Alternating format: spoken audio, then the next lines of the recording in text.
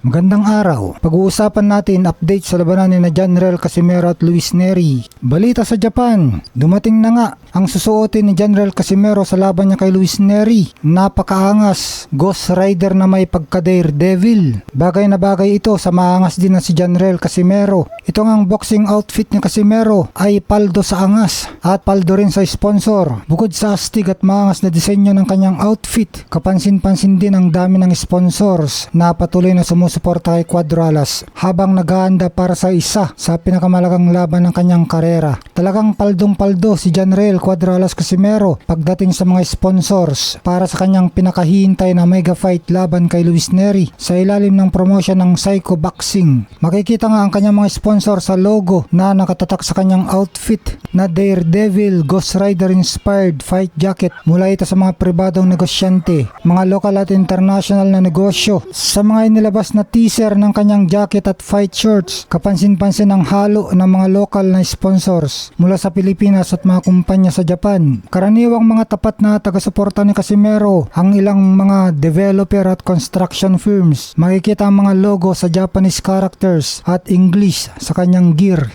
May mga custom streetwear at sports gear creators na nagdisenyo ng kanyang engrandeng kasuotan para sa gabi ng laban. Gaya naman nakaraang laban na alas, hindi nawawala ang mga sports entertainment at gaming platforms na naglalagay ng pondo para sa kanyang training camp. Dahil sa dami ng sumusuporta, kitang-kita sa kondisyon ng katawan ni Casimero na hindi siya nagkulang sa nutrisyon at tamang ensayo para sa laban na ito. Nagpakita naman ng kumpiyansa si Casimero dahil sa pagpapakita ng kondisyon ng kanyang katawan. Kahit maaga pa, nagpapakita ito na kumpiyansa siya sa kanyang pagbabawas ng timbang at kondisyon. Magandang bakbakan na ito kasi 6 na taon din silang nagpatutsadahan sa isa't isa, itong sina Luis Nery at Casimero. May mensahe naman ang kanyang promoter na si Koki Kameda kay Casimero. Seryoso at prangka ang kanyang mensahe para kay General Casimero para sa laban nito kay Luis Nery. Una, alam ni Koki Kameda na may kasaysayan si Casimero pagdating sa mga issue sa timbang tulad ng nangyari sa laban sana kay Paul Butler at ang huling laban kay Saul Sanchez kung saan nag-overweight si Casimero. Dahil dito maigpit ang babala ni Kameda na siguraduhin makuha ang tamang timbang sa official na weigh-in. Ayaw ng Japanese promoters na masira ang prestiyosong laban dahil lamang sa kapabayaan sa ensayo. Hinimok ni Koki si Casimero na ipakita sa buong mundo na hindi pa siya laos o wash up matapos ang kontrobersyal na pagkatalo ni Casimero kay Kyonosuke Kameda noong huling bahagi ng 2025. Hamon ni Koki na ibuhos ni Casimero ang lahat ng kanyang lakas kay Nery upang mapatunayan na karapat-dapat pa rin siyang tawaging world-class na boksingero. Ipinaalala rin ni Koki na si Luis Nery ay isang mapanganib na brawler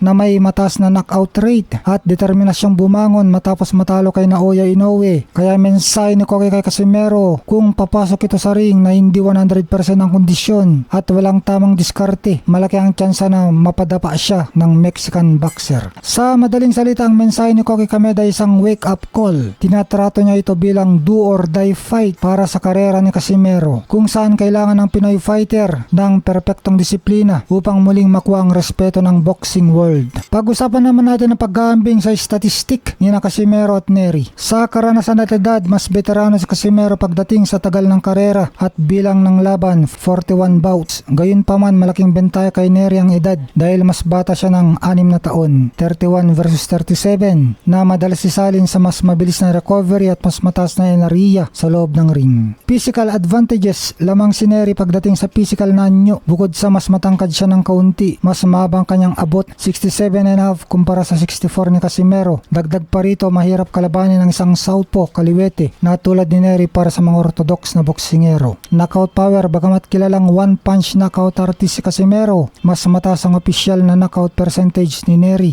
na may 75.6% kumpara sa 60% ng Pinoy. Ibig sabihin mas volume puncher at mapaminsala ang mga kombinasyon ng Mexican brawler habang umusad ang mga round. Tibay ng baba o chin. Si Casimero ay minsan pa lamang na knockout sa kanyang buong karera noong nagsisimula pa lamang siya. Si Nery naman ay may 2 talo at parehong galing sa knockout. Unang pinadapa ni Brandon Figueroa sa pamamagitan ng body shot at huli kay Naoya Inoue noong 2024. Ibig sabihin kapag tinaman si Nery ng seryosong itong patama, may tsansang bumagsak ito. Pareho silang may bitbit na pamatay na sapok, kaya naman patayan ang inaasahan ng mga fans sa laban na ito. Malapit na ang kanilang bakbakan, 6 na araw na lang, June 6, 2026. Suportahan natin ang ating mga kababayan na lalaban sa boxing event na ito na sina Janrel Casimero, Kenneth Clover at yakap boy ng mga Japanese round girl na si Vince Paras.